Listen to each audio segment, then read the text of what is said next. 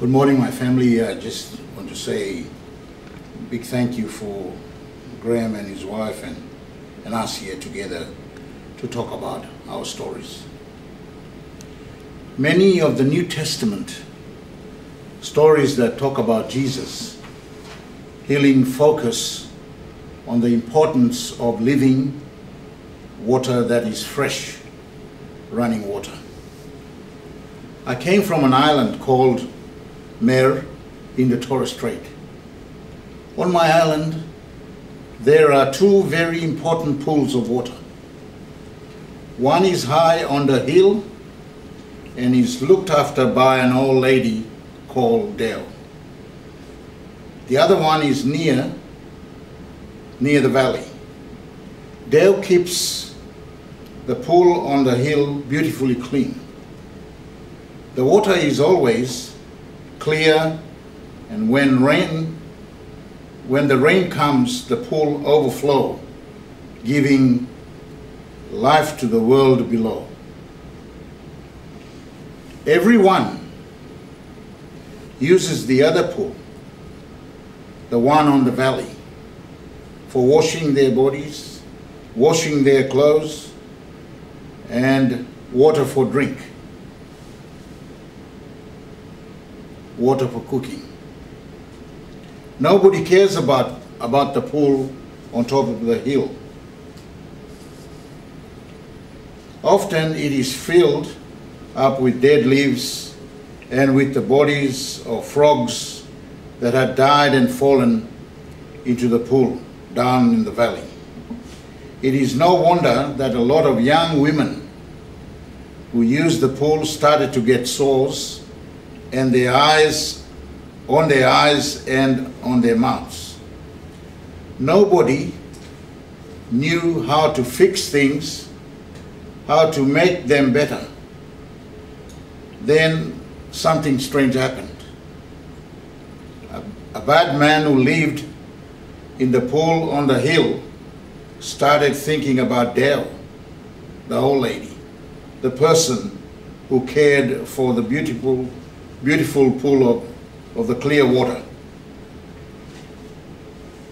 When Dale came down to the valley, the man chased her and almost caught her, when suddenly the young women who had been sick with sores around their eyes and their mouths rushed out and helped to protect the old woman by killing the man. They then climbed to the hill to the beautiful pool, and they began to wash themselves in the pure water. Over time, the sores on their bodies began to heal, and they began to live a new and better life. When I was thinking about this story, a story of healing using pure water, I began to think of that great day in the Parliament House where the Prime Minister of Australia said sorry to the stolen generation, people of our great country.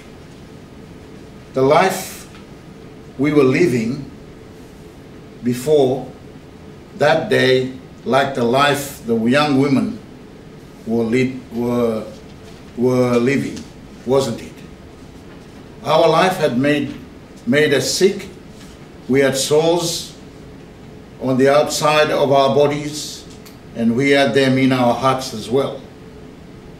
The conditions we lived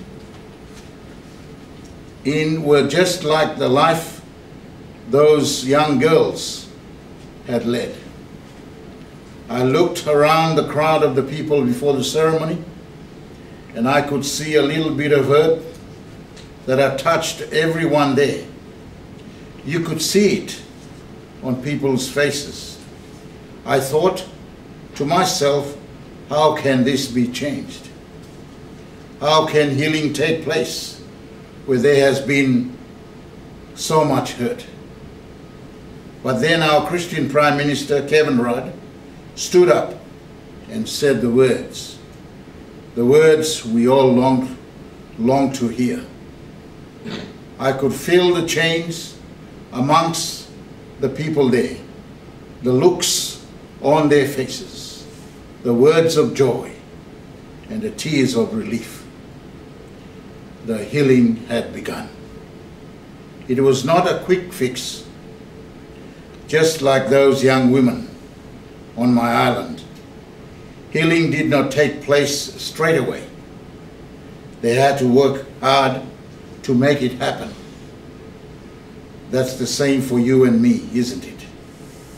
But the words of healing were spoken that started a new day for you and me, and for our children and our children's children. Praise God for that.